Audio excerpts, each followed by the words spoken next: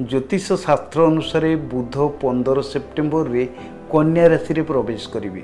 बुधक चलन खूब प्रभावशाली और महत्वपूर्ण बोली मान्यता रही। बुध समस्त ग्रहों का राजकुमार कहुए।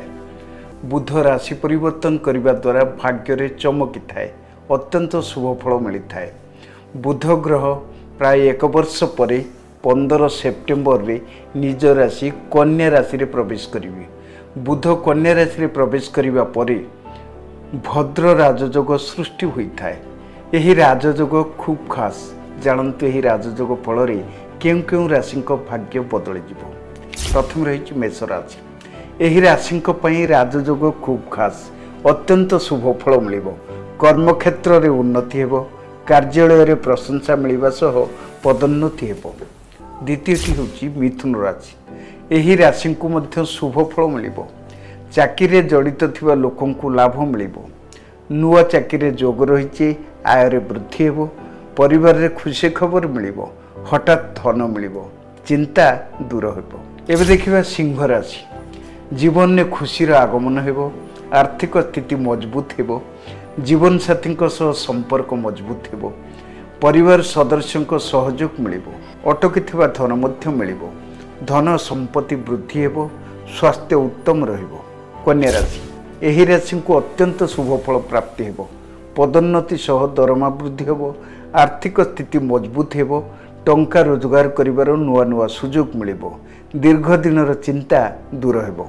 धनु राशि। कर्मक्षेत्र रे सहकर्मी को सहयोग मिलिबो, टंका निवेश पई समय अनुकूल रही, स्वास्थ्य उत्तम रहिबो, मन शांत रहिबो। धन्यवाद।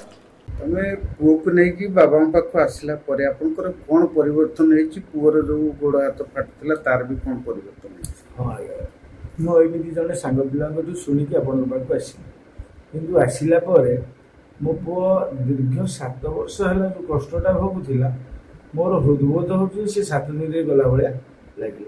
तेणुक बहुत सल्व हो जाए। बाबा को कोटि कोटि प्रणाम। आउ महावीरी पंचमुखी महावीरी हनुमान को मो स्वामी जहाँ कहले मुझे से कहना चाहूँगी। तथा मोर अलग अनुभूति बाबा कहले मेडिटेशन करने आम सार मेडिटेशन कलापर काली कर मेडिटेशन मुझे निजे महावीर आसिक छुई पेटू देवी आ मुझे कष्ट पाई मो पुओ एमती कि बर्तमान अनुभव करुँच मो पुओ भविष्य संपूर्ण भल। अच्छा पुओ एडी आसिले परे मोर जति माने कष्ट थिला मो आगुरु जमा चाली पाउ नथली। एडी जति सप्ताह भीतर आसिलेनी माने मते एते भल लाଗୁଛି। मो तो चाली होछ बुझि होछ खेली होछ सब भल लाଗୁଛି। आगु मु किछि करै